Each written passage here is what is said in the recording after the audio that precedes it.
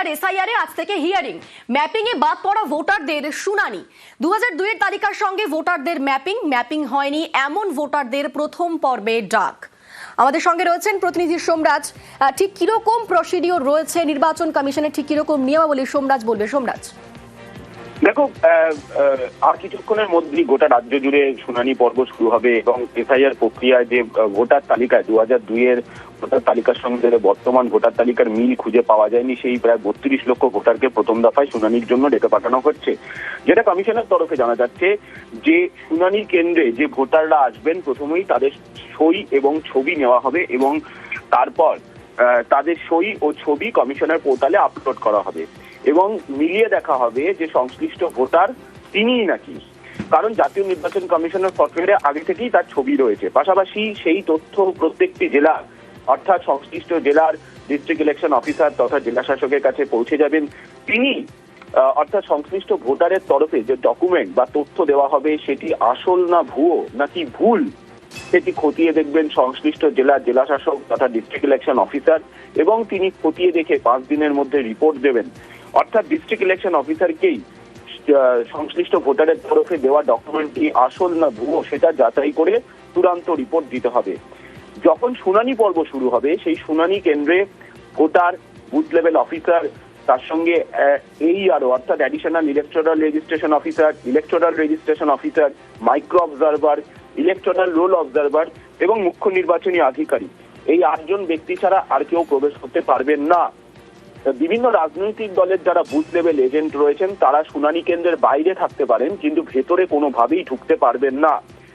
শুনানি কেন্দ্রের ভেতরে ভিডিওগ্রাফি করা হচ্ছে না, কিন্তু রাজ্যের মুখ্য নির্বাচনী আধিকারিকের দপ্তর কোনো শুনানি কেন্দ্রে যদি প্রয়োজন মনে করে তাহলে ভিডিওগ্রাফি করতে পারে। তুমি জানো যে এই যে শুনানি পর্ব শুরু হবে 294টি বিধানসভার জন্য মোট 11টি টেবিল বা 11টি কেন্দ্র করা হচ্ছে। মোট 3234টি শুনানি কেন্দ্র করা হয়েছে। ইতিমধ্যে রাজ্যের মুখ্য নির্বাচনী আধিকারিকের দপ্তর থেকে নির্দেশ দেওয়া হয়েছিল বিডিও, SDO বা জেলা শাসকের অফিসে বা সরকারি দপ্তরে করতে হবে শুনানি পর্ব, কিন্তু দেখা যাচ্ছে একাধিক ক্ষেত্রে বিশেষ করে কলকাতায় বিডিও, SDO বা জেলা শাসকের অফিস না পাওয়ায় সেগুলি স্কুল কলেজে করতে হয়েছে এবং সেগুলিতে বিশেষ অনুমতি ক্রমে করা হয়েছে। অর্থাৎ এই যে শুনানি পর্ব শুরু হচ্ছে আজ কোথাও কোথাও সকাল 11টা থেকে শুরু হবে, কোথাও কোথাও দুপুর 12টা থেকে শুরু হবে। যদিও এখন বেশ কিছু স্কুল কলেজে ছুটি চলছে, রাজ্যের মুখ্য নির্বাচনী আধিকারিকের দপ্তর থেকে নির্দেশ দেওয়া হয়েছে যদি স্কুল কলেজে করা হয়ে থাকে তাহলে যাতে স্কুল কলেজের পঠন পাঠন ব্যাহত না হয় সেদিকে লক্ষ্য রেখেই শুনানি প্রস্তুতি করতে হবে বিভিন্ন জেলার ডিস্ট্রিক্ট ইলেকশন অফিসারদের। অর্থাৎ নির্বাচন কমিশনের তরফে একাধিক নিয়মাবলী দেওয়া হয়েছে এবং সেইভাবেই আজ হিয়ারিং শুরু।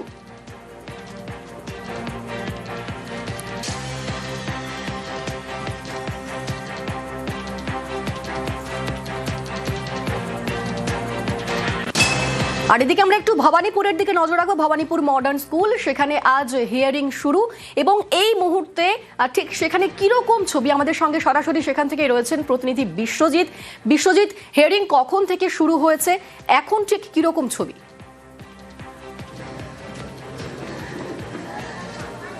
দেখো, নির্ধারিত যে সময় 10টা থেকে 10:30টার মধ্যেই এখানে নির্বাচনী আধিকারিক যারা বা যাদের দায়িত্ব BLO সহ ERO, AERO এবং ডিস্ট্রিক্ট যে ইলেকশন অফিস তাদের যে প্রতিনিধি সকলেই এখানে চলে এসছেন এবং মডার্ন যে স্কুল ভবানীপুর মডার্ন স্কুল একবার ছবিটা দেখাতে বলবো।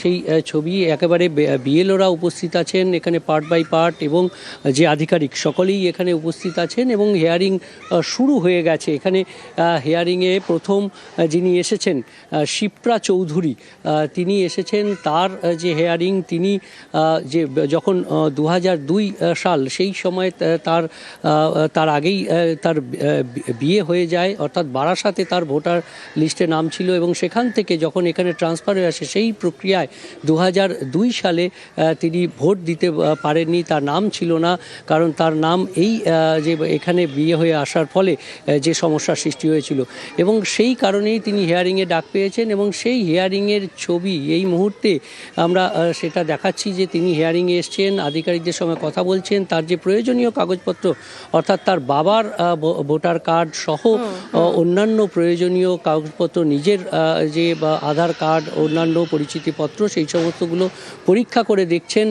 তার যে ছবি সেই এবং তার সই নেওয়া হয়েছে, অর্থাৎ যে প্রক্রিয়া নির্বাচন আধিকারিকদের নির্দেশ দেওয়া হয়েছে নির্বাচন কমিশনের তরফ থেকে, সেই প্রক্রিয়া একের পর এক সেই প্রক্রিয়া হচ্ছে এবং সেই যে হিয়ারিংয়ের কাজ ইতিমধ্যেই শুরু হয়ে গেছে। আমরা বেশ কয়েকটি সেন্টারে ঘুরেছি, সেখানে কোথাও কাজ প্রতীক্ষায় রয়েছেন হিয়ারিংয়ে, এখনও পর্যন্ত যারা হিয়ারিং করেন তারা আসেননি।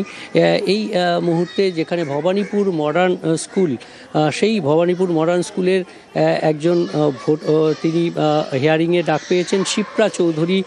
তার ভবানীপুর 159 নম্বর ভবানীপুর বিধানসভা কেন্দ্রে পার্ট নাম্বার 133, পুরনো যে কেএমসি প্রাইমারি স্কুল ছিল, সেই প্রাইমারি স্কুল এখন ভবানীপুর মডার্ন স্কুল। আমরা জানি যে কেএমসি প্রাইমারি স্কুল ছিল, সেখানে মুখ্যমন্ত্রী মমতা বন্দ্যোপাধ্যায় তিনি এখানে পড়াতেন।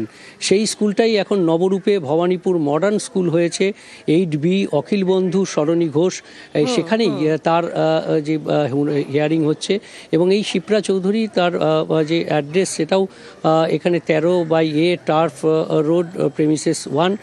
তিনি এই মুহূর্তে সই করছেন। নির্ধারিত যে সমস্ত কাগজপত্র, যে তথ্য, সেই তথ্যগুলো যাচাই করছেন এবং সেই তথ্য তারা আধিকারিকরা নিচ্ছেন এবং সেগুলো প্রাথমিকভাবে তার স্বাক্ষর এবং তার ছবি পাঠানো হবে নির্বাচন কমিশনের অফিসে এবং পরবর্তী ক্ষেত্রে যে সমস্ত ডকুমেন্টসগুলো প্রয়োজন সেই ডকুমেন্টসগুলো পাঠানো হবে এবং সেখানে সেই জেলা নির্বাচনী আধিকারিকের অফিস থেকে সেই তথ্যগুলো যাচাইয়ের পর 1 সপ্তাহের মধ্যে এই তথ্যের যে রেজাল্ট সেটা জানানো হবে।